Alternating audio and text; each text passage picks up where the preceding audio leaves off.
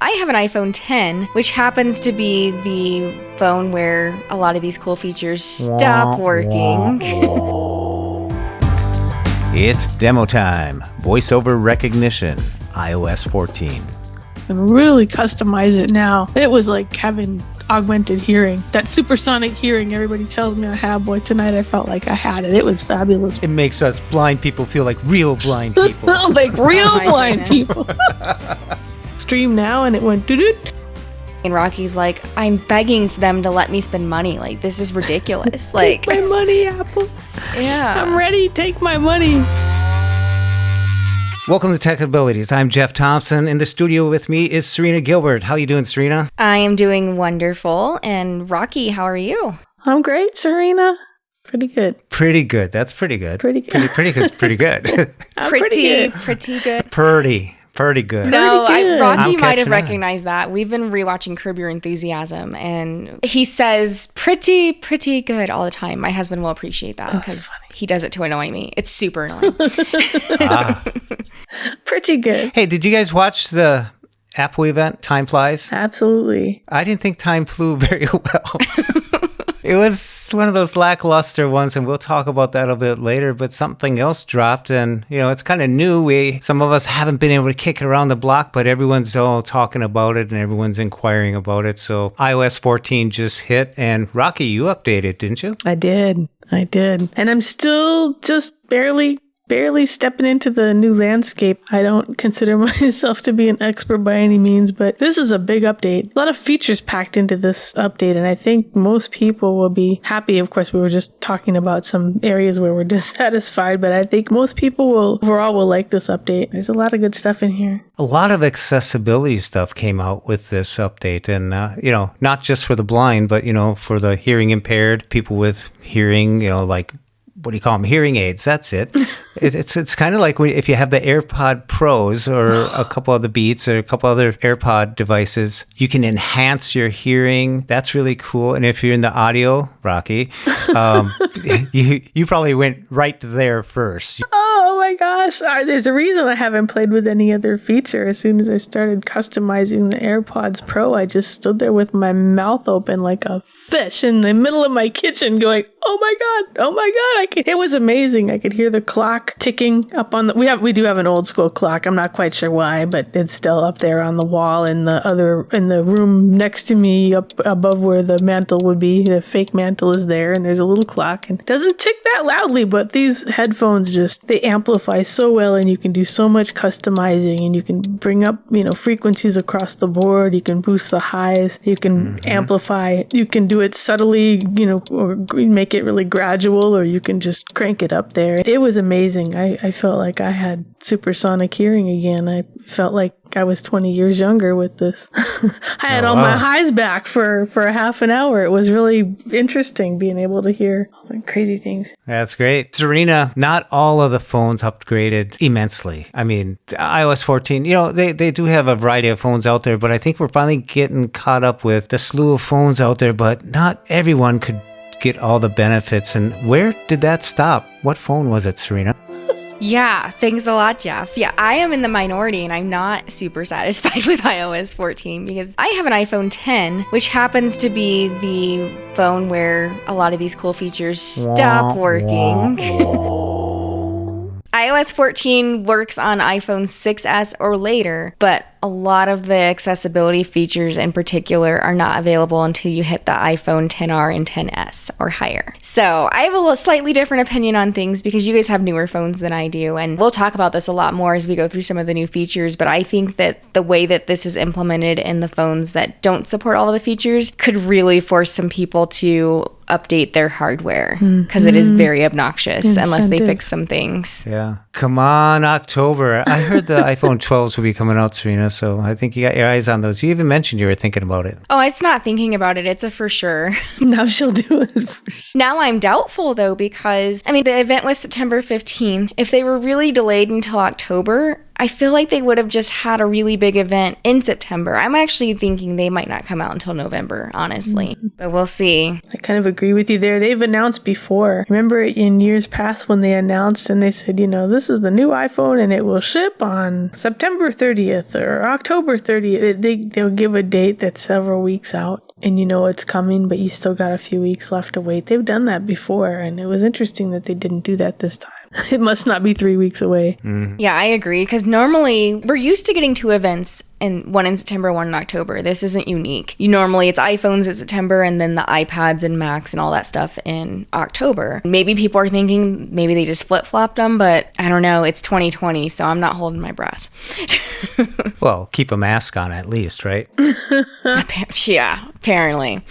Well, one of the big features in the accessibility is the recognition. It seems like everything has recognition right after it. The text recognition, the screen recognition, image recognition. Well, there's image recognition, and then there's the recognition of text within images. And those are 2 separate settings from what I understand inside the voiceover screen recognition features. Yeah, it's demo time. Voiceover recognition, iOS 14.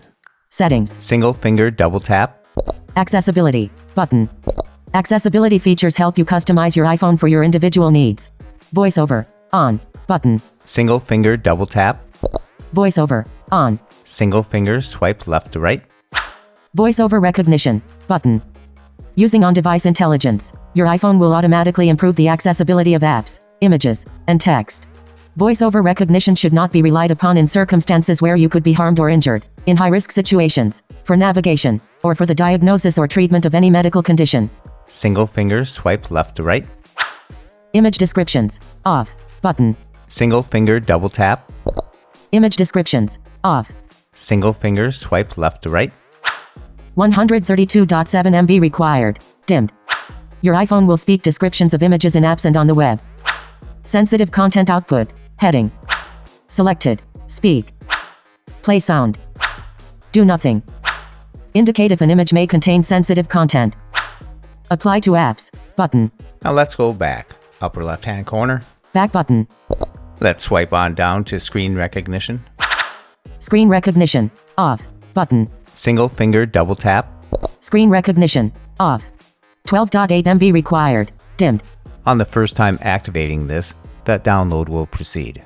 Your iPhone will automatically improve the accessibility of apps that have no accessibility information, such as identifying the state of buttons or toggles, and by grouping related items together, in other apps. Screen recognition can be accessed through the rotor. Single finger swipe left to right. Apply to apps. Button. Single finger double tap. Apply to. Heading. 60 minutes. Button. Octave. Button. ACB link. Button. Access. Button. Acrobat. Button. Adobe Scan. Button. Ira. Button. All your apps are here for you to make the choice of toggling them on or off. Thus, you could leave this feature on or just shut it off totally. Now let's go back. Upper left hand corner. Back button. Let's swipe on down to text recognition. Text recognition. On. Your iPhone will speak descriptions of text found in images. Let's swipe back once. Single finger right to left. Text recognition. On. And with text recognition, you can just toggle this on or toggle it off with a single finger double tap. Off. On. Single finger swipe left to right. Feedback style. Play sound. Button. Single finger double tap. Speak. Selected. Play sound. Do nothing.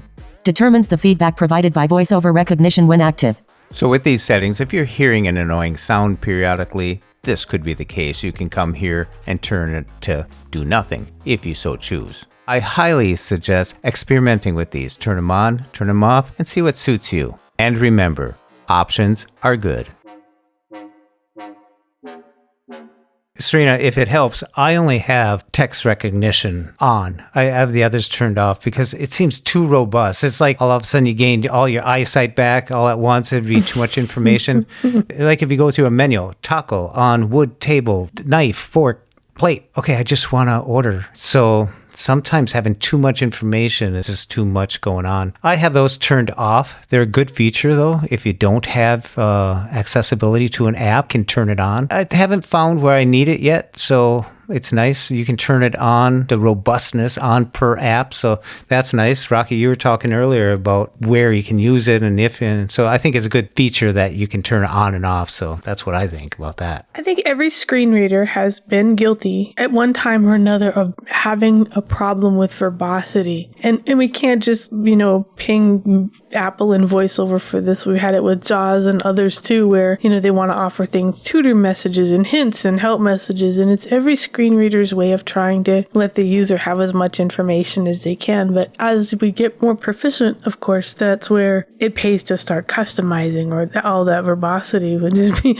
after a while, it's like, wait, what did it say? It just gave me a whole bunch of information, and I think especially for new users, too much verbosity can be too much. But it's great to have the option, and the more customizability, is that a word? The more customizable I think the software is, the more Apple has really opened up some of these things, and the more we see as developers, start to put apps out there. It'll be really interesting to see how much of this we can take advantage of and how much we can tailor to our own individual need case. Well, and I think it's important to point out the snafu.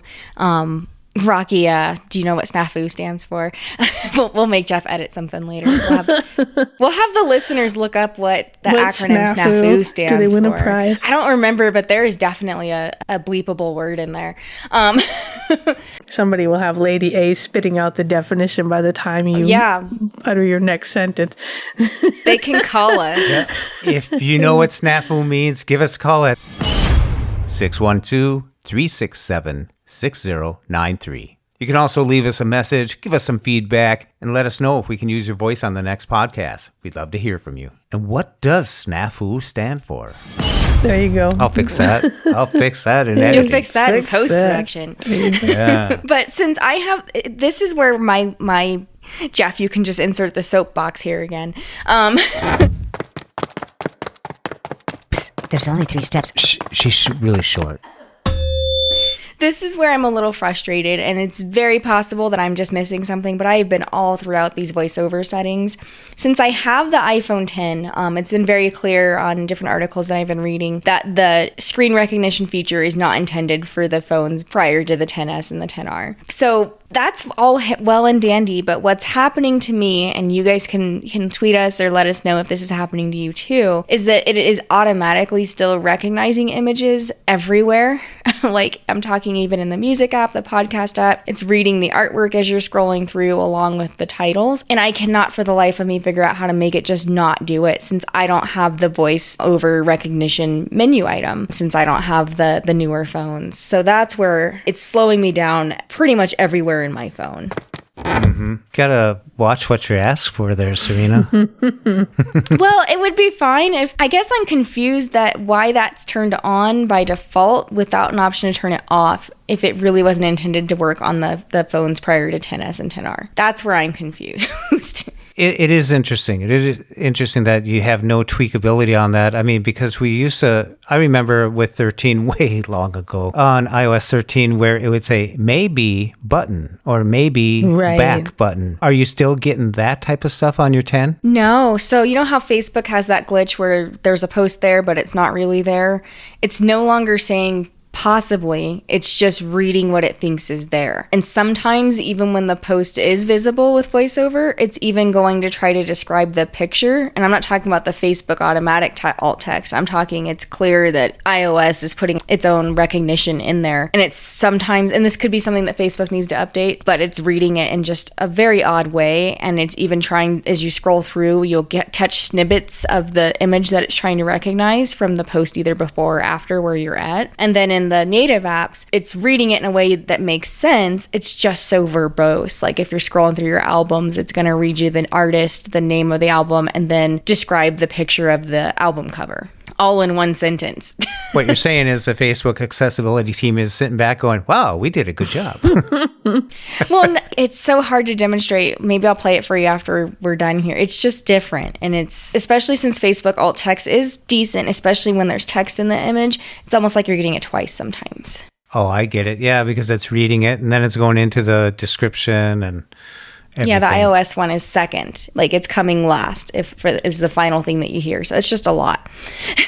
And in your settings, you don't have the ability to turn There's that off. no way to turn I that do off. That not. is so weird. I just I think know. that's bizarre that you can't, It's super frustrating. you can turn recognize images off or whatever, but you can't.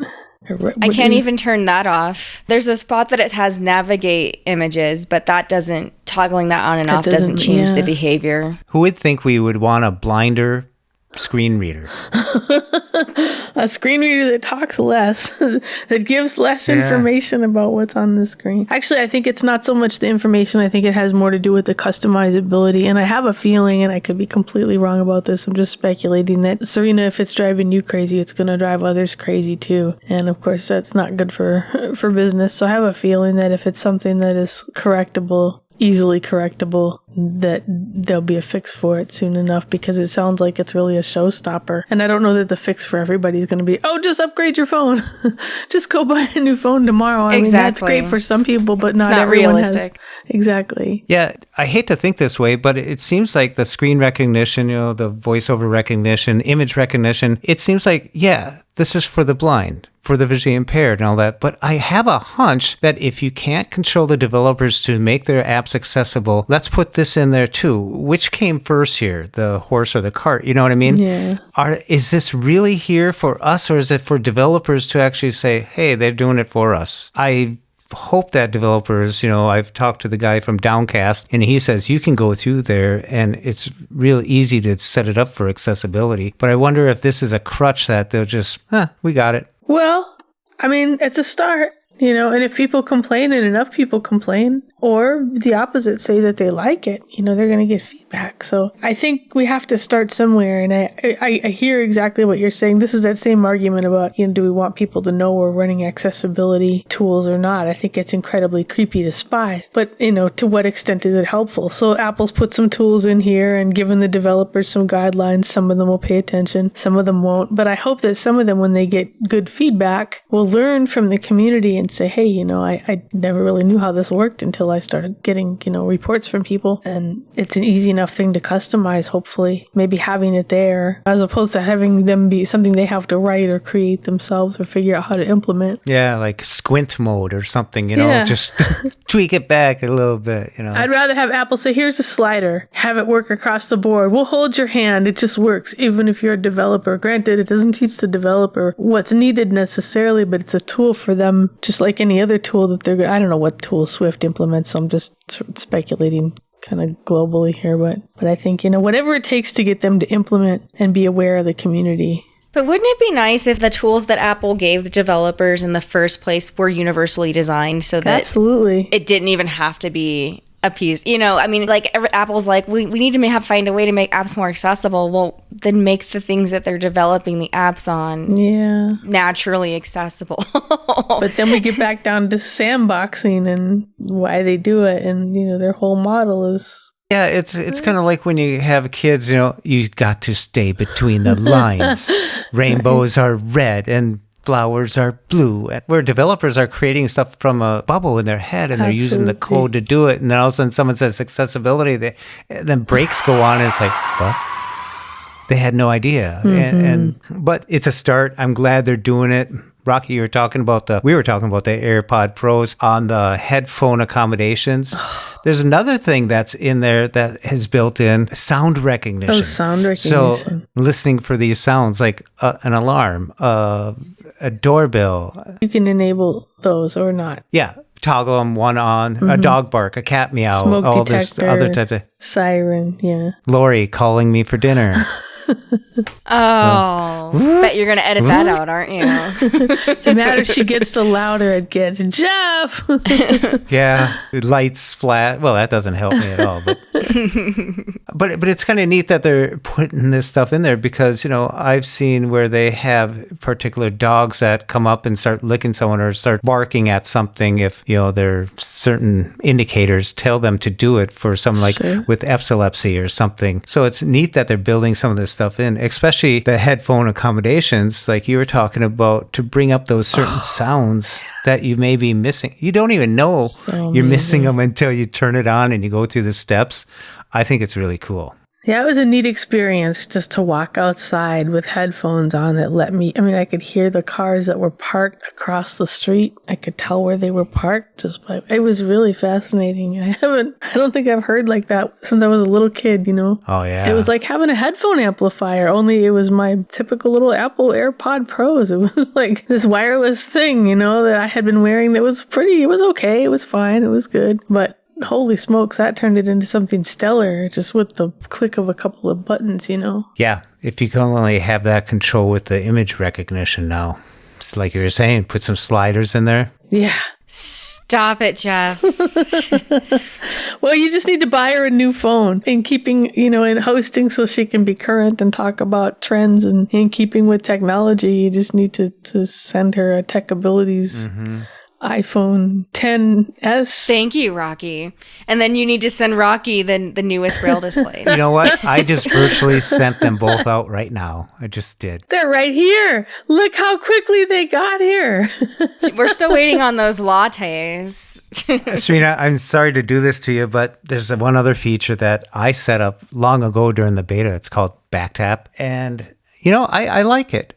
I like it because if I want to check on my control panel, I just double tap twice on the back of my phone and it's subtle and it works. The triple tap, I notice when I set my phone down, awkwardly sometimes the triple tap lights up, but also my calendar's going off and I wonder what's that up for? But it is kind of cool to have it because the control panel, I think right now, anybody's using iOS 14, the control panel, it's a little tougher to find if you really want to do it. The gesture is a little goofy right now, but so I set it up on there and I don't know what I want to switch number 3 to the triple tap to, but it's kind of neat to have these options. What's goofy about the control panel gesture? I haven't even tried to go in because I so rarely need the control panel, but what's goofy about the gesture now? Well, it's not really that difficult after you practice a little bit, but basically you got to be on the right side of your screen, go up and touch near the top and then slide your finger down and bang, there's the panel of the control center. But I don't use it that often either. And I was thinking for the back tap, double tap, what I wanted to use it for, but I had to do something because I just want to try it. And that's what I set it up for. And, some people set them up for shortcuts and everything that they have. I'm not a shortcut guy. I don't go in and build too many shortcuts. I might change his gesture, but I probably forgot about it already. I'm basically your basic kind of guy that likes things the way they are, but I do like the app library set up a little bit right now. I'm exploring it, especially bringing the widgets into it. And that's kind of neat, but as soon as they screw up your homepage a little bit, it's like, okay, wait, muscle memory's pissed off right now. I was wondering how that would be. They're a little different for sure. I was playing with it a little bit and I was able to do the stacked widgets, which is where you have 2 widgets literally stacked on top of each other and you can do an action to cycle between them. And I had a little trouble with the actions because I think there's a little bit of a glitch where VoiceOver is reading like new line after just random text in random places. So I had the music widget and was trying to switch to, I think, the podcast widget. And it was not doing the action because it thought it was in like a text field where it was reading the album title of like a recently played album. So I'm sure that'll get fixed soon, but I struggled a little bit with that. Mm-hmm. Huh. It is kind of neat, though, to have these options to play with because everyone likes to do everything. I knew someone that kept all their apps alphabetical throughout their whole entire phone. I tried that one time, and I was so... make me crazy. Oh, my God, just thinking about it. Oh, every folder's gone. Just thinking about it hurts my soul. There's no undo if you do that, too. Like, if you're like... You can't go back. Oh, my goodness. And it takes so long to get your stuff back the way you want. It's tedious. Can you imagine? You ever do those old iTunes backups back in the day and it would just... So I'm one of those people that keeps everything in folders and it's this old school mentality of directories, right? So I have just 16 folders on this page and 60...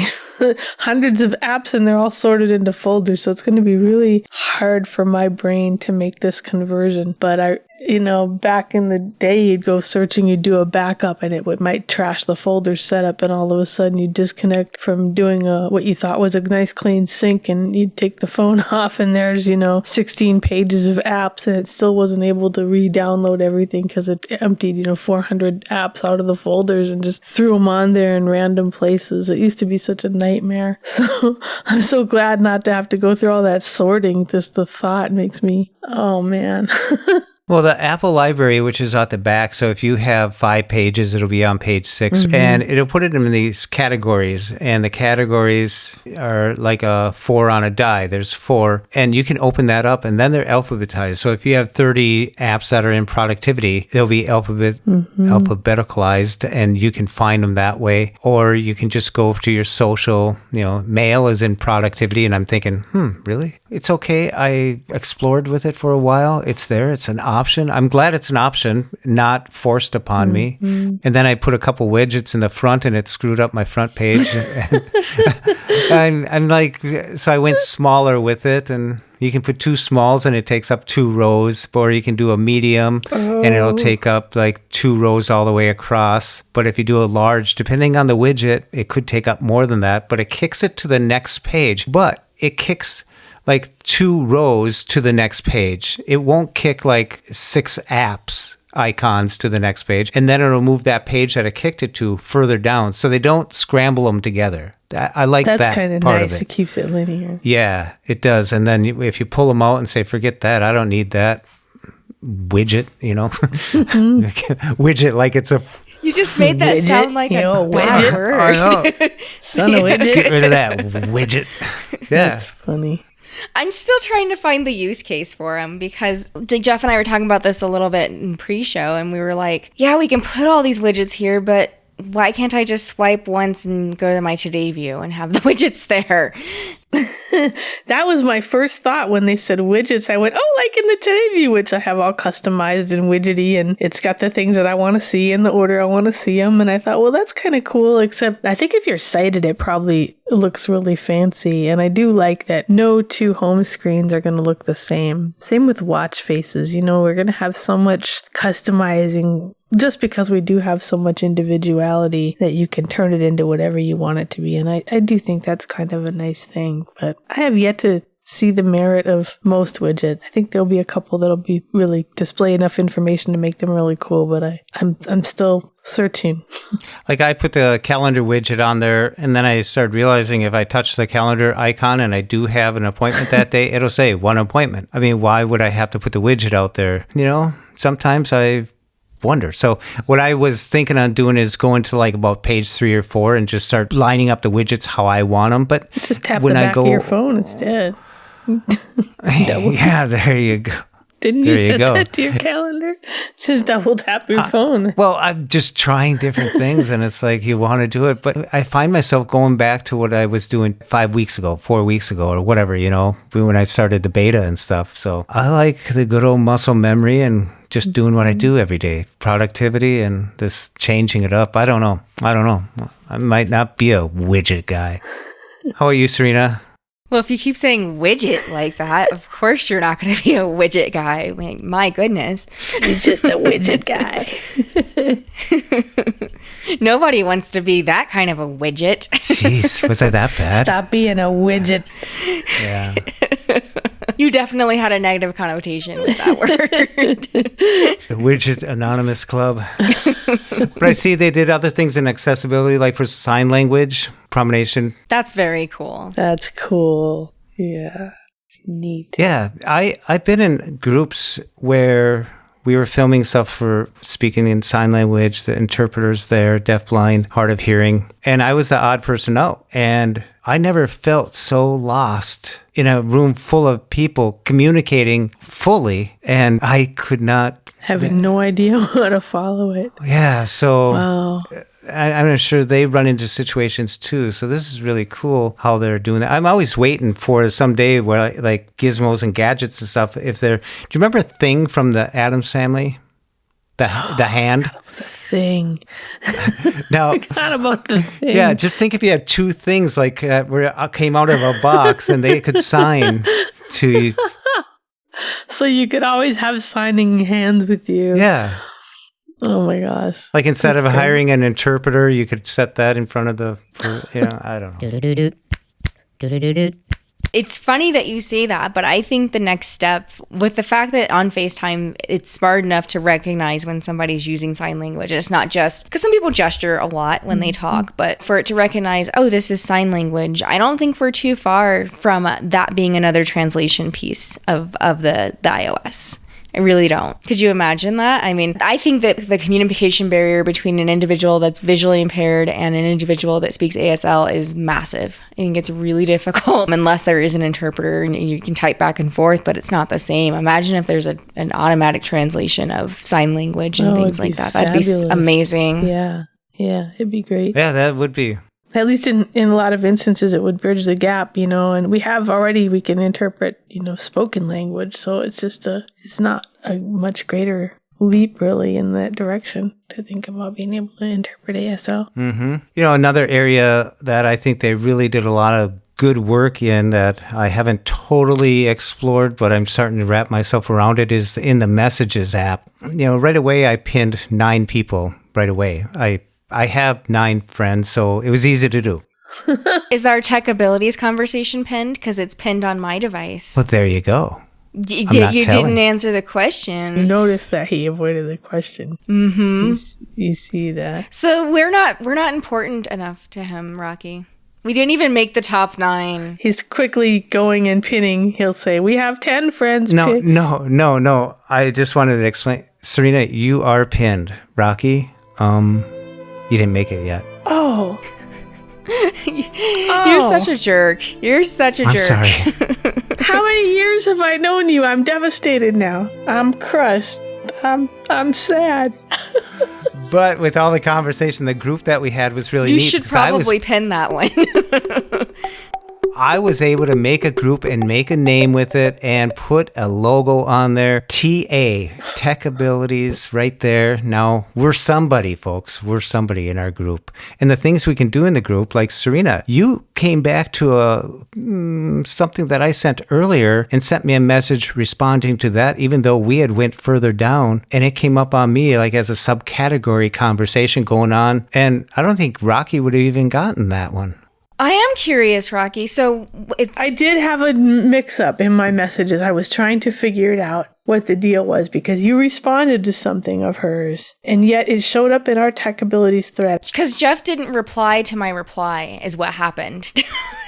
So I had replied to something where he was like, hey, go check your AirPods firmware and do this and that. And I replied to that, and he replied a couple times, but then towards the end of him texting, he must have exited the reply thread, and then it replied to the whole group. So I am curious, though, if the first initial replies, if it only went to Jeff or if you got a notification too. Because it's not like it's a secret. It's all, so it only went to him. I saw his comments there was some comments about AirPods. There were like 6 comments back and forth. Those were the replies. So you were seeing them. All of a sudden, he segued to saying something else. There were like 2 messages at the bottom of the thread, and he was saying something totally unrelated to you about, I don't know what he said even. It's the last couple lines of the message. And I thought, what is he talking about? Well, it was about the widgets. Yeah, and I went looking like, where did this start? Because he didn't reply. Yeah, because he sent it to the whole group. Well, it's new. And then I got lost in there. I'm like, oh, I hate this. He's replying to something, but I cannot see what she said to him to make, why is his reply showing up? It's got to be in the thread. Maybe I don't have focus on the whole thread. It was Jeff's fault. You know why that is, Raqi? When you're in a group, don't whisper. And she was whispering in my ear, so you couldn't hear it. That's because you ostracized me to the bottom. I'm not even in the top 9. That's what it is. It's what it is. I'm just devastated. I'm gonna unpin that Serina there, Raqi. I'm gonna have to learn how to unpin now. Well, and it only lets you pin 9 people. It didn't. Oh, it does. There's a limit. It's a limit. Interesting. Okay, but here's the catch. When you go into your messages, your latest one is near the top, right? It is, but there's been times like I don't text my husband a whole lot, especially since I'm working from home a lot and he's home a lot. Like we're not texting each other. But when I want to be able to text him, I don't want to have to be able to scroll through 29 other messages to get to him because that's an important person in my life. You know, like fair. Yeah, it's like favorites in the phone app. That's really what it does. Only it's exactly favorites has a limit, but all it is a quick way to hit without your boss and your notifications and your other messages showing up and making it so you have to scroll down 20 messages to get to the people you want to see. Yeah, but here's the thing. I got 9 pennies up there, which I call them pennies pinned That's people. a whole different thing. I got 9 pinned people up there. So when I go into messages, I have to go down to the list if one of those aren't the ones that sent it. So I'd have to go through the 9 Yes. pinned people Yes. to get to the. So I just did the 9 to see how far I could go and what message I would get when I tried to do the 10th one. So now I'll unpin and just probably go back to 3, just like in WhatsApp. That's all you can put is three people up there. And I think I'll go back to that because it does get cumbersome because you're always jumping down because, Yeah. I don't know. You always be skipping your husband there, Serina, because you don't text him much, but you always have to go through that one now. All 9 to get to him. I only have 2 pinned. I have our TechAbilities group one, and I pinned that today because I knew it would be very active, and I have a feeling it'll continue to be active because, Raqi, as you probably noticed, I just send the stream of consciousness. Like, I will just text whatever I'm thinking. Well, I felt bad. I sent this paragraph, and it's just because I had a keyboard in front of me, and after I sent it, I thought, boy, that's really evil to do to people that are sending them No, their it's fine. mobile phones. I just had a keyboard, so she got a novel. You mean No, that doesn't bother me at all. a true, complete, full thought instead of a soundbite? Come on. Right? Or a braille screen input, Oh, you mean an accidental soundbite when you thought you were dictating? Oh, yeah. Oh, yeah, Jeff? that too. Well, that's the other feature that you can use Siri to send an audio message and then it'll say recording. So I sent it and I was doing it for effect, like I was dictating, like we were doing back and forth, but then it's audio. So that was really cool. I kind of like that. It's kind of like a WhatsApp in a sense. I mean, A lot easier. you can too. actually, I sent it to the group. So there you go. Yeah, did you just say, since you had named the group TechAbilities, is that what you TechAbilities, used? yeah. Very Yeah. cool. I I said, wondered. hey, S lady, audio message, TechAbilities. Now you make that sound negative. I think you've been able to do that for a while, though. Not with an audio message, though. Are you sure? Yeah, it's brand new this time. You could always text the group dictating, but you could never use. Are you sure you couldn't just say, hey, Do you think we Yep. would be talking about new releases? text Jeff Thompson? No, I think you've been able to do Oh, that. no, you can text. Yeah. You can text, but not the he recorded an audio clip. Audio message. Oh, audio. Never mind. Okay, I'm stupid. It's been a long day. I'm sorry, audio. Oh my God, where's my latte? It's still virtually on its way. You're right. Yeah, Jeff. Man, you don't pin me. You just take forever getting my latte. It's going to be an ice latte. Well, maybe not out here. I don't think anything stays cold out here. It's gonna be spoiled. Hey, it's 2020. Come I on, know. give me a break. It's all right. We'll give you a pass. this time. I see what I'm thinking text. Yeah, you're right. Audio. That's interesting. I thought that was. And it sounded pretty clear too. Yeah, I think it was really cool that you were able to do that because I don't use the auto feature a lot. Even remember when you converted me to WhatsApp and I would I would send Jeff audio messages where I'd be like, "Hey Jeff, period, what's up? How are you? Question mark. Oh my God. And I was like, "Wait, this is an audio message." It's just so weird because you're just so used to you doing things a certain way. It's that muscle memory. Yeah. Yep. Period, question mark. It's always funny when you hear those. I think they really did a great job. There's something else in there where you can actually put a person's name, like if you're in a huge group. I don't see myself using that much, but you can put your name in there and it'll look for a mention of your name and it'll highlight that for you. I don't know if you can have a sound for the highlight or anything. I doubt it. It might be in green or something, but I don't know how big they think these group messages are going to be. I don't see a group message with 30 people texting back and forth like this. Well, I think it's designed because sometimes people mute group messages, especially large ones where there's a lot of things where you just read it but don't want to get alerted 29 times because it's an active group. Mm-hmm. And I think, Jeff, if you were to have muted our TechAbilities one, but then I tagged you in it, it would make the alert push through. I believe that's you get what some it is. notification. Oh, yeah. Now, does it come up and say Jeff Thompson has just mentioned you in a conversation, or does it just give you a little green squiggly line or something? So is it an actual notification that you get? I haven't played with this either, so I guess I should. And I don't know because I tagged Jeff a few times just to try it out, and I don't know if it did anything different. It said anything different. It's in his notifications. I wanted to have my Apple Watch squirt at me or something because Oh my goodness. because if I'm in those big groups like that, I'm not really paying attention to them. Mm-hmm. I never liked when they say, all those phone numbers, you you got a message from. Oh, I hate that. Because, then yours is probably showing up for them too. Yeah. So if anybody's out there thinking about sending a group text to 700 people, don't do it. Just hide the phone numbers.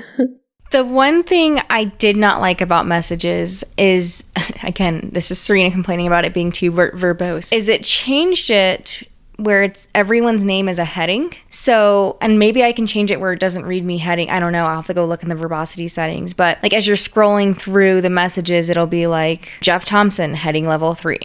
Raquel Gomez, heading level 3. Like it's added more. And I get that because it was saying it could make it easier for you to quickly jump to where you're at. I didn't notice it being any quicker than just scrolling up a page or two. But I'm not sure if you noticed that, Raqi, when you were going through, and there's a lot of headings in the messages app now. Scrolling, yeah. I found it incredibly convoluted, and I think it's probably just user error, and I need to go play with it a little bit. But it was our conversation that I started with, so I had a group there. With one person, it's fine. The conversation goes back and forth, and you can jump around. But as soon as we get 3 people, it's like there are replies that are truncated that I just can't see where they started. I can tell I hadn't spent a lot of time with it. So actually I like the ability to jump by heading if it's going to mix up replies. It looks like it's trying to thread replies, but if somebody replies in the wrong place or something, you have to be a little more vigilant. So I'm just not sure that I know what I'm doing yet. And I think some of it's operator error, but it seemed kind of messy to me. So ask me next week and I'm sure I'll think it's great, but I'm just not there yet with messages. Yeah, it's just some changes, something that we use quite a bit. So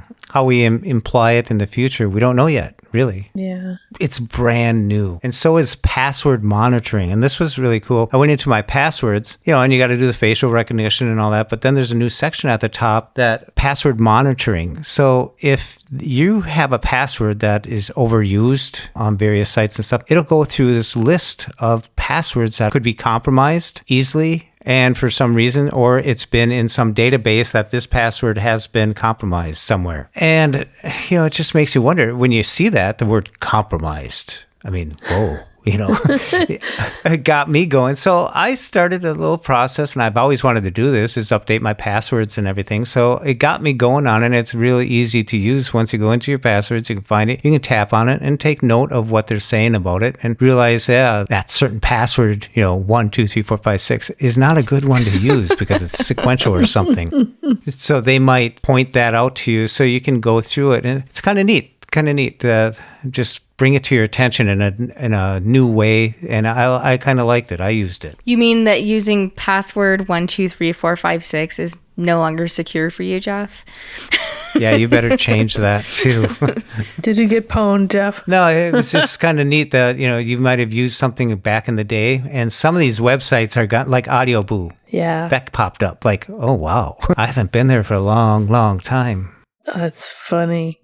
And you just don't know, maybe a password was used multiple times, but you forgot. Maybe you used it 5 years ago, and so it's a good thing to kind of keep those clean. I love the password manager and the whole concept of auto-generating, complex passwords and stuff. I think it's fantastic. Mm-hmm. If one of those companies way back, someone compromised their stuff, and they found that sequence, they could start running it's out there. Yeah, they'll start putting in out there. It'll be in an algorithm, and they'll start feeding all this stuff, and that's how they get you, is because you signed up for some gift card making software long ago, and here you are, put a password in that you're using today on something else. So you got to update these things, and I'm going through that process myself. It's long, painful, strenuous, and this is secret stuff. We got a 2-factor auth, and then you got to do this. I'm getting good at remembering 6 digits quick, though.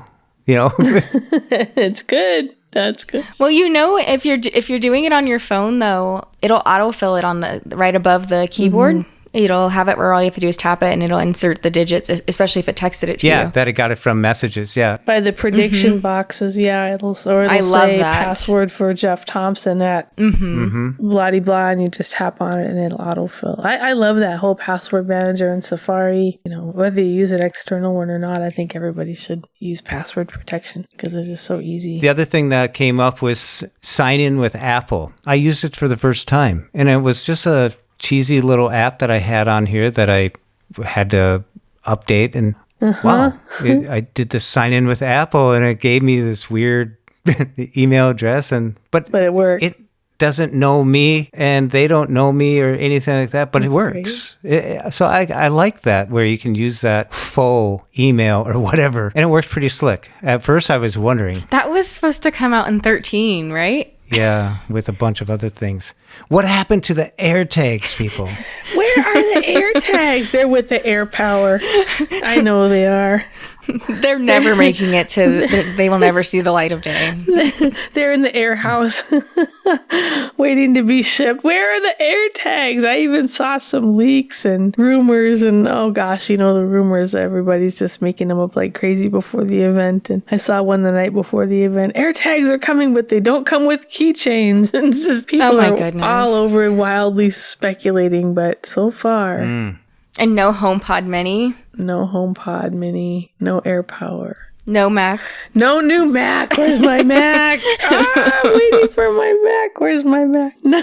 It's the AirTags, when they do come out, I hope they don't come out with Approximate Location. Oh, no. Which is... That would be obnoxious. I like that setting because, like you got your weather apps and stuff like that. They don't need to know your doorstep. All they have to know is your zip code, basically. So having your weather app have access to your approximate location is much better than having them know where your backdoor key is hidden. You know what I mean?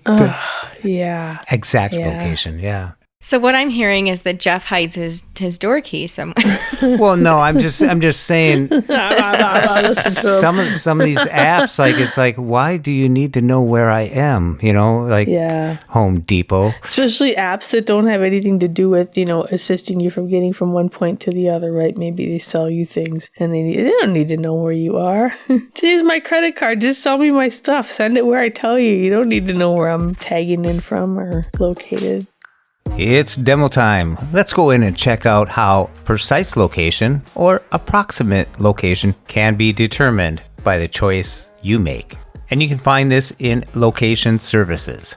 So let's start out by going to Settings. Settings. Single finger double tap. Settings. And then we'll swipe down to Privacy.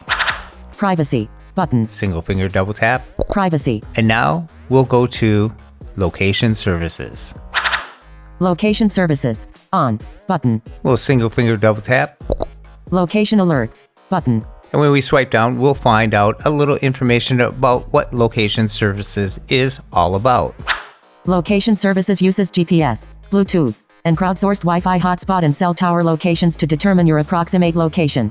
Location Services settings also apply to your Apple Watch. And these settings can be set for each particular app. So let's swipe down. IRA. Single finger double tap. IRA. Requested your location in the past. While using. Button. Single finger double tap. Allow location access. Heading. Now, IRA is a great example here of why you may want precise location and while you're using the app. So let's swipe down through these options. Single finger swiping left to right. Never. Ask next time. Selected. While using the app. Always. App explanation. IRA needs your location to help you find nearby places that sponsor IRA Minutes. And with one more swipe, we'll determine whether they'll have approximate or precise location. Precise location. On. Allows apps to use your specific location. With this setting off, apps can only determine your approximate location. Once in a while, go through this list of apps and see who's locating you when and where. You may be surprised. Yeah, and I have to wonder about this with Apple putting all this squash down, kind of hiding, putting up a facade between us and the third-party people. But Apple still knows all this stuff. It's like they're the big brother for us. But they're a vault. Apple's a vault. They have fought the police to not unlock criminals' iPhones. I trust them more than I trust, say, Google with my data, Oh, yeah. I think this is just branding. It's silly, really, because it's just a word and it's just a company. And we want to feel like, they produce this great, wonderful hardware and they're taking our security so seriously and, they've got our back, but we spend a lot of money with them. So, if I see a familiar brand, I think, ooh, I want that one. So I don't know. Is Apple really better than Google? I mean, I'm all in on it. So I don't know. Thousands and thousands of dollars later and I'm pretty ensconced in the ecosystem, but is one really better? I don't know. Sometimes I wonder. Do they have a sky blue tablet?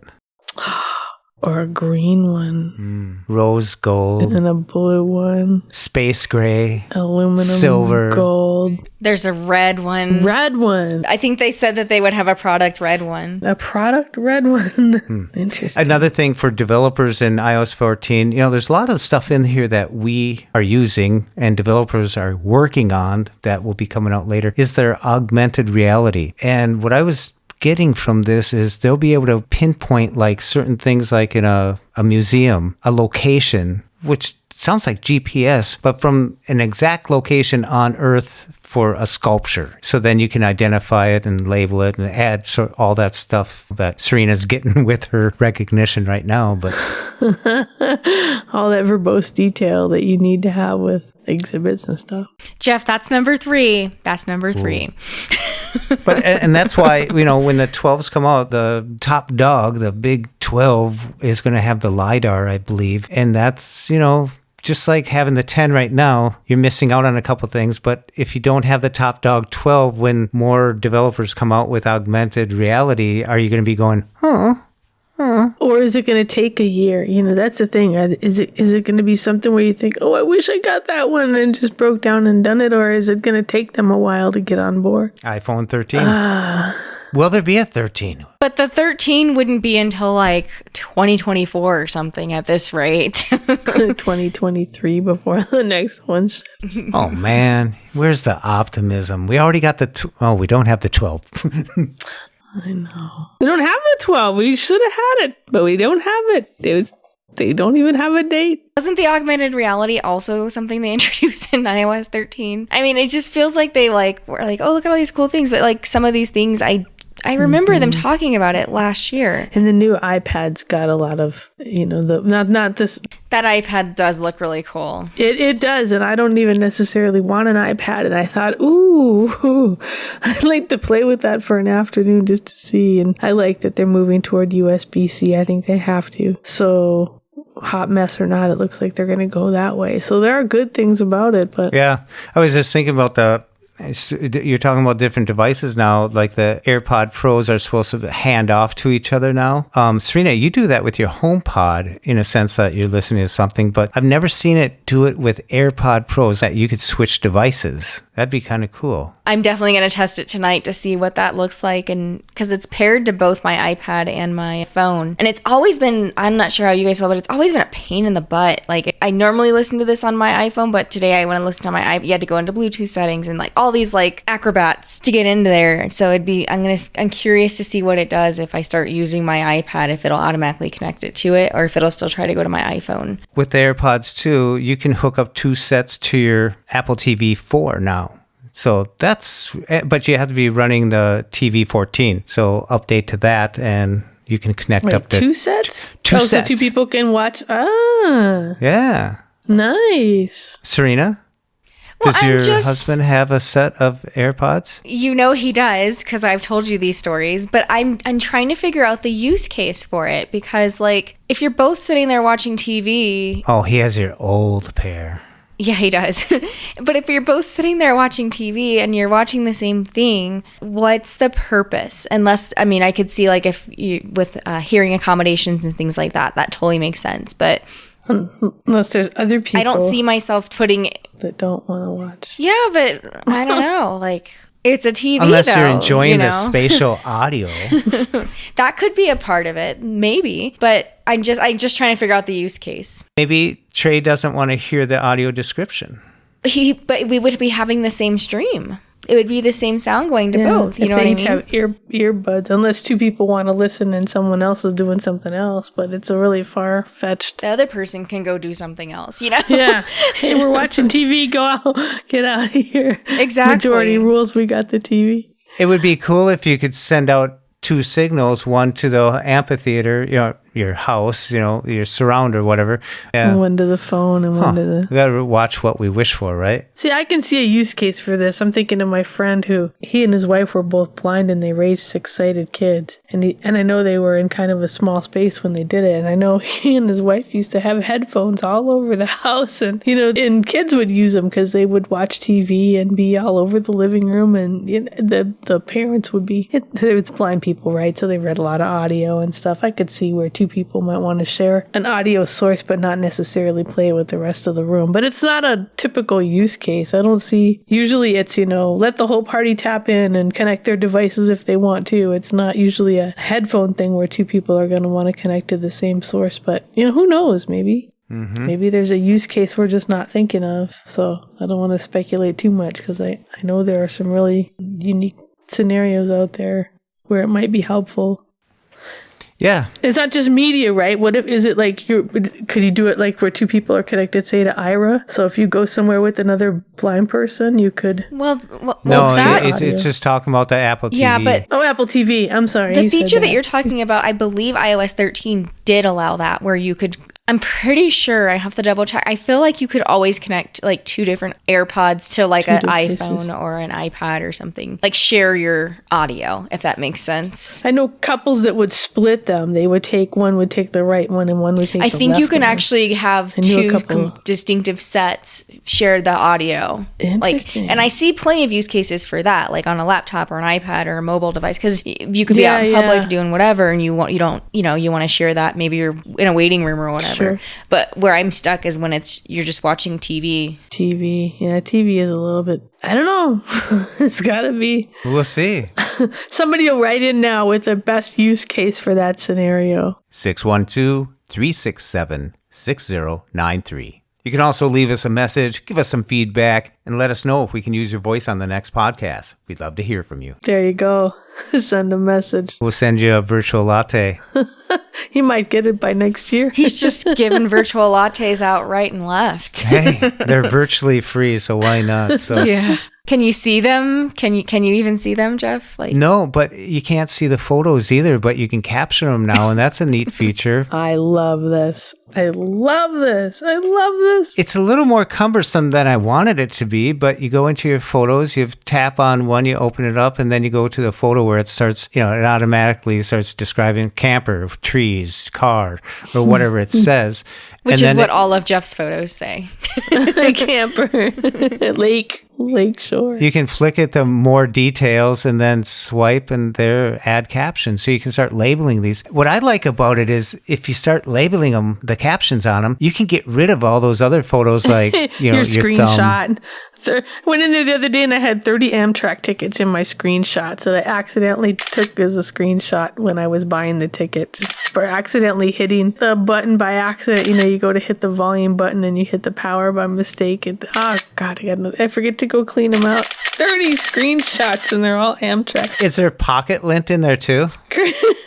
It's crazy. It's crazy.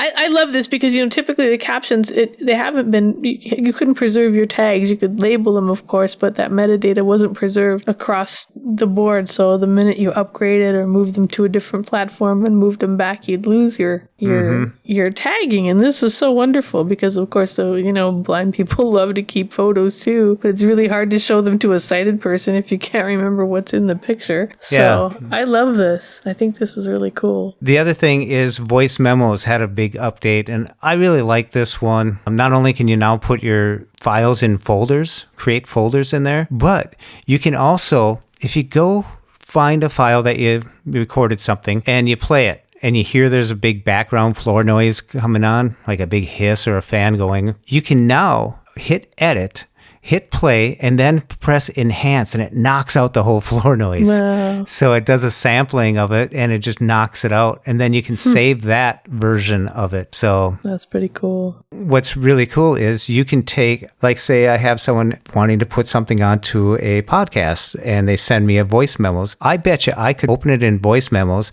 enhance it, and take out the background noise. Wow. Now that's a really cool use case for that. I was just thinking when I was back in the day when I was in college and I just had that, I think it was the Olympia recorder that was not even really accessible. You just kind of guessed which folder your stuff was in. Like, I'm surprised it took them this long to add folders to voice memos, but it's huge because it's going to help a lot of students, I think, too. Mm-hmm. Did they enable stereo recording finally? finally, the rumor has been there that iOS 14 was going to enable it on Apple's native apps, and you wouldn't have to go and create a video and then save the audio and go through all these antics.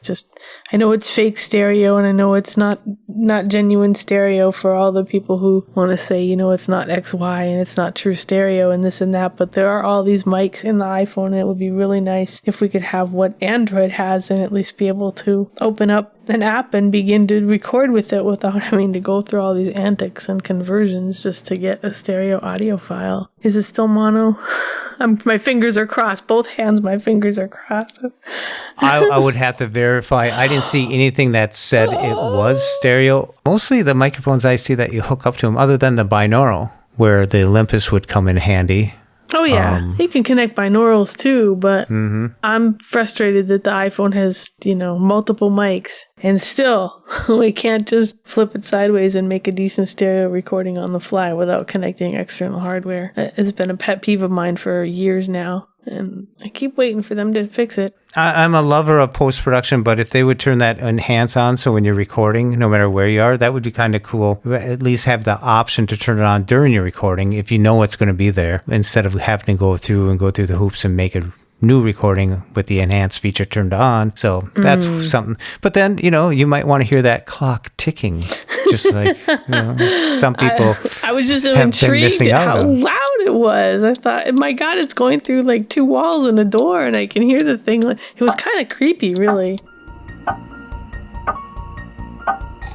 So that's a neat thing for a recorder, and you're right. Apple really hasn't done much with that for a long time, so it's well overdue to improve upon the recording ability, especially with so many people out there during this pandemic that are sending in recordings from home, and the iPhone, I think the iPhone has one of the best microphones for a handheld device. It's pretty good. Back to the Apple event. Time flies. But it really doesn't. No, we dragged on to this point, and I tell you, I'm never going to get that hour back. I was excited to see, the blood oxygen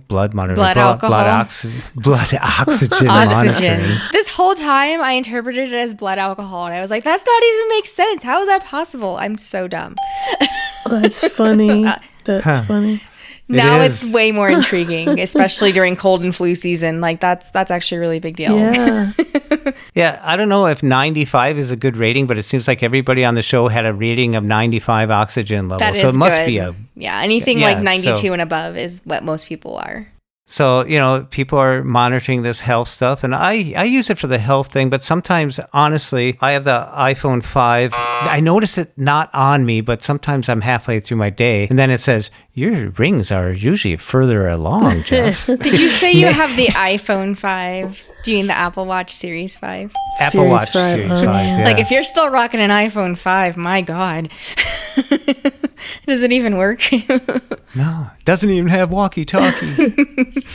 Do I recommend anybody getting the Apple Watch Series 6 or the SE for $299, $399 starting at for the Series 6? $399. Yeah. I don't know. I have to say my personal experience with having a watch is you personalize it yourself. You grow into it. I think we've mentioned that before. It's nothing that I can say, yeah, you're going to love it. It's an experience. And after you have one for, I would say 4, 5, 6 months, you start to use it in a certain way that you get used to. It's nothing that you take out of the box and ask someone, how do I set this up? Well, it's a long process, really, of how you incorporate the companion. Speaking of taking it out of the box, they removed the bricks out of all of the boxes for the Apple Watches. Did you catch that? Mm-hmm. Like, they're like, we figure everyone already has one, so we're going to charge you the same amount, but not give you this piece of it, too. So how does it hook up? Are they hooking it up with the magnetic circle? They give you the USB cable, yeah, you still get the magnetic circle, but just not the brick, because they said they figure everyone has enough. There's enough bricks in the world for everybody. Even the landfill. They better not do that with the iPhone, I think that's the plan, actually, to do it with the iPhone. Originally, that was what I heard they were going to do it with, and they did it with the watch. I hope not. Eventually, we're migrating toward USB-C for everything, and so I think there'll come a time when they just will stop bundling the charger there, too, and allowing people to We won't know till we get it, but I think the rationale is that everybody has a couple. And I kind of cringed when I first heard that. I thought, well, gosh, I'm going to go pay, all this money for this thing. But then I realized, I think I leave every Apple Watch and iPhone charger in the box so that when the day comes that I go to flip it and sell it and do my upgrading, the last 2 or 3 iterations of the iPhone, I don't even think I've taken that little brick out of the box. I just left it in there with the cable wrapped up because I have so many of them that it just makes it that much cleaner when I go to box it up again and sell it to have the original accessories. I know it's probably been since maybe the first iPhone SE that I've even taken that charger out of the box. So I really, to be fair, as much as I kind of want to nitpick, it's a really inexpensive part. If I need one, I'll probably go buy something that's a little bit larger with a little bit faster and maybe can charge multiple devices anyway. So I guess I'm not as upset about it when I realize that mine tend to stay in their boxes too. And I'm weird. I do unbox them because I've had them fail. Because they don't last forever. So we've had some that are we're like, why is this not charging? And then we've narrowed it down to the fact that it's the brick. So we've had to throw some of them away. And I think the brick that came with the iPhone 11 Pro, I believe that one has a faster charging capacity than the normal bricks too. And then obviously the ones that come with the iPads are totally different than the regular bricks. So I love those. I use them for my iPhones all the Me too. time. The It's iPad chargers, I do too. yeah, because they fold And up. they're faster. You're going to get a faster charge out of them. I always carry one. I got this image of Johnny Appleseed walking across America, reaching into his bag and throwing out distributing bricks. chargers. May I give you a charger today? Planting the seed, the apple seed. Did you guys like Apple One, the subscription thing? I don't know. I wasn't ready to. I don't know what to think of that. I keep on thinking I want to downsize subscriptions, and all of a sudden this comes along. It's like, no, bundle your. When they say bundle your subscriptions, it's like, wait. Like Serina, you mentioned something. Is the fitness app going to be accessible with the workouts?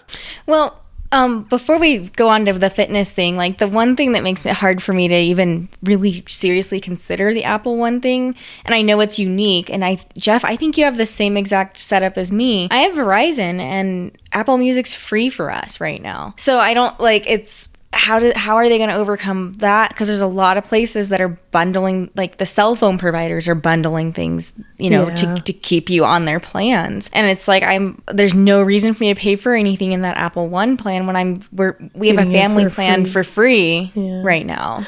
Plus, not everything is included. I think news is not included, and something else. No, and neither included. is the fitness one's not going to be included. Okay, yeah. So it's purely arcade music.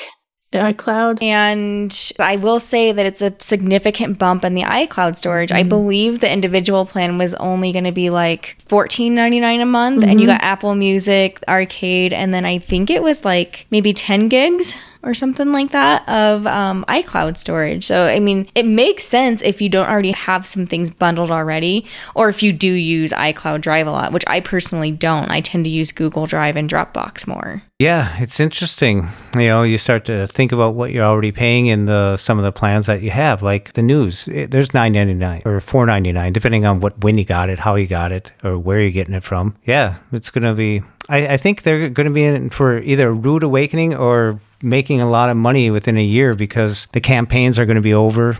People are going to have to make a choice, do they want to go with Disney? Do they want to go with Apple TV? And then a lot of these subscriptions happened right with the pandemic, so they're not making new movies. So it's like, wow.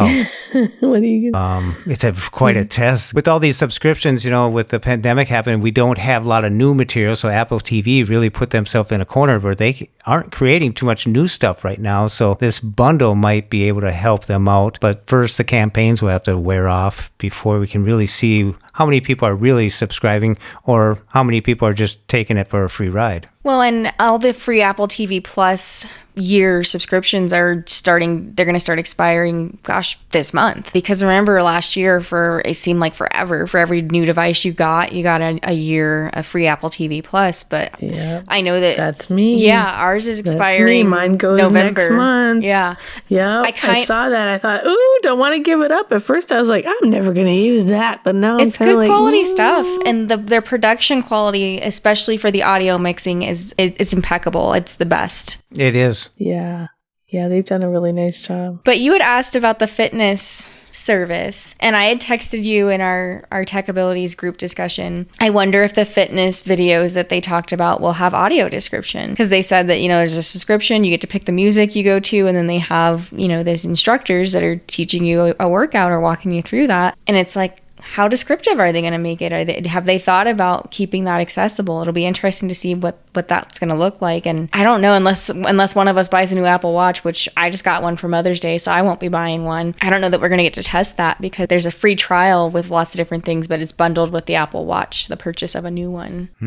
What surprised me is the price of the new Apple Watch really hasn't budged. Not ever, yeah. It hasn't really moved. Like when all of a sudden we came out with these 10s and then the 11s, I mean, that was a huge jump. They had to make up for not making any money off the iPhone 9, I suppose, That's a joke, folks. They don't know how to count. They just skip right over 9. Just skip the number, right? It's 13 you're supposed to skip. Have you ever been to a hotel? Exactly. They did not do that, though. Next year. Next release is... that should be a massive release at 15. Like, that should, for iOS 15, that should be huge. iOS 15. Wow. Doesn't that sound weird? Here we are, day 1. We just passed out cigars. iOS 14. It's right. It's not even midnight. It hasn't even been out 12 hours yet. iOS 14, and she's going, iOS 15 will be out next year. And to think I pinned her. I pinned her in my messaging. Remember when we used to say, are you in my Fast 5 or are you in my... T-Mobile's Fave 5. Yeah. Oh, I forgot about T-Mobile. Where you could do unlimited calling to them. Oh my God. Like people want to talk on the phone anymore. Oh my goodness. You're dating us all. Now we all feel old. Well, time flies when you're talking Apple, doesn't it? Time flies. Oh, goodness. Okay, Mr. Cook. We got to come up with a new... What are they going to call the next one? We know it's going to have to do with the phones, right? Well, and they're supposed to have a flatter design. It's probably going to be like, we weren't done. But wait, there's more. But wait, there's more. Just one more thing. They always do that. They should have ended it with to be continued. I was waiting, honestly, for the surprise. I thought, okay, all the rumors have just... This is going to be boring. They're going to drop something out that we don't expect. No, and it came to this abrupt end. And one more thing. And they're like, okay, thanks for coming. We'll see you later. I'm like, hold on. Where's the rest of it? And it was only an hour. For a minute. It was literally only an hour. Yeah, and then I hit play. I thought maybe something happened to my stream and it started over. Maybe there's a bonus scene. Wait a second, is it done? That's it? 11 o'clock and it's done? It's like when you get that Christmas present, when you open it up and you go, there's something missing. Where's the rest of it? It's just... and you start shaking it, nothing comes out.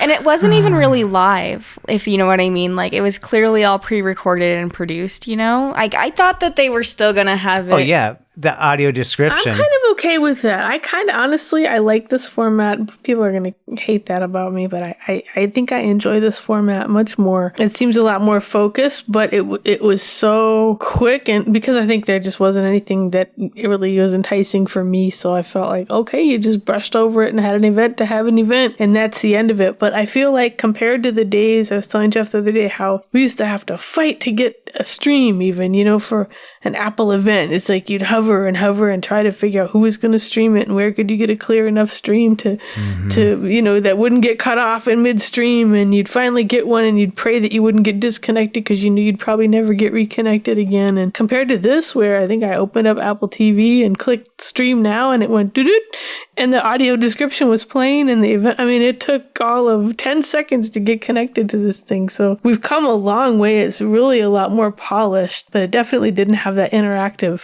audience-y feel. No, it was smooth. I watched it on my Mac and boom, it just came up, It's like, yeah, I remember those days where it was guesswork, where are you watching it? What time's it on? Back then we had to convert like Pacific time. Why do they do it out there?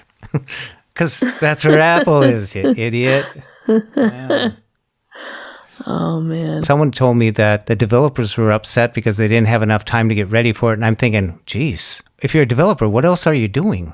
I was wondering that same thing. I heard that same thing. The developers were mad that they only had a day, and I thought, well, you had 3 months. They even gave you a computer to get it going on. Like, talk about, but I guess if you're one of those 11th hour people, maybe you're waiting till the very last minute to put those finishing touches. But I thought, whoa, really? 11th hour people are the loudest, aren't they? Right? Serina, are you there? I am here. Oh, good. Why do I feel like you're setting up for something here? I don't know. I just have no... You sound super suspicious. Has that smile on his face, like, yeah. There's that word again, suspicious. Marlon, I noticed that you made fun of me for that. Oh, yes. Yes, Marlon came in. Marlon, I know you're listening. And I know you'll listen to this anyways, but it's great that Marlon always comes back, and he was asking about, some devices and stuff like that. I always ask a question. He's a big Braille user. He talks about it all the time. And so I'm glad that we're going to be talking about Braille coming up here. And yeah, so I want to thank all of you for listening. If you want to follow us, you can find us on blindabilities, blindabilities.com. And Serina, any last words? I'm ready for October or November. I want my new iPhone. I'm so ready. I should write a story about that. Can you write a strongly worded letter to Apple on my behalf? Yeah. Please hurry and release. Serina would like to purchase immediately. Which one are you going to get, Serina? Are you going to get the small one? I don't even know. Are you going to get the great No, I would one? get whatever, not the Max or whatever that is. I don't the like huge, that, but gigantuan mammoth. no. It's I just would get so whatever my the Pro iPad version mini. is, but the smaller of it. I don't need a tablet to my head. Right? It's ridiculous. Goodness. It's just so... Not yet. Oh no, I won't. And it was just so funny when we were chatting and Raqi's like, I'm begging them to let me spend money. Like, this is ridiculous. Like, Take my money, Apple. yeah. I'm ready. Take my money. Like, I don't get Put it. something out that I want to buy. Subscriptions weren't going to do it. No, I subscription myself to death. Need something tangible. I can, I'm like you. I saw the subscriptions and I said, I'm trying to go the other direction. And it does look impressive for the iCloud that you get in there. But I just like you, I don't know that it's feasible for me either. They did the perfect math. I added it up. I come around that $24 to $27 range, and it's like they want 30 for everything. It's like, well, I don't know. I just don't know. So it's Apple. I always say no for about 5 seconds, and there I am slamming down the credit card. Because it just works, right? Yeah. You'll try it out. You can tell us how you like it. Yeah. That's what sucks, is that's what you want to do. You really want to get it in your hands, and we can't even do it at the stores. And I was thinking like the Bose that came out. They got the 2 new glasses that came out. You can't even go try them. They say it's an enhanced... 3. They got 3 new glasses. The tenor and the soprano, and then there's another one called Tempo. And Tempo is a sport version that has 7 hours of battery life. Ooh. But, who can go to the Bose store when try 'em on. everybody's slowed down for the pandemic? But now with the AirPods, with you being able to, equalize your sound a little bit, dial it in. I don't think the Bose have a chance. I got a pair. My wife has a pair, and I'm like, AirPods Pro. All right, folks. Thanks for listening. We'll see you next time. Bye-bye. And for more podcasts with the Blindness Perspective, check us out on the web at www.blindabilities.com, on Twitter at Blindabilities, and give us a call at 612-367-6093. Leave us a message and let us know if we can put your voice on the next podcast. Drop us an email at info@blindabilities.com. And download the free Blindabilities app from the App Store and Google Play Store. That's 2 words, Blind Abilities. And from all of us here at Blindabilities, through these challenging times, to you, your family, and friends, stay well, stay informed, and stay strong. Thank you for listening. Hope you enjoyed. And until next time, bye-bye. When we share what we see through each other's eyes, we can then begin to bridge the gap between the limited expectations and the realities of blind abilities. The realities of blind abilities. For more podcasts with a blindness perspective, check us out on the web at www.blindabilities.com, on Twitter at Blindabilities. Download our app from the App Store, Blindabilities, that's 2 words, or send us an email at info@blindabilities.com. Thanks for listening.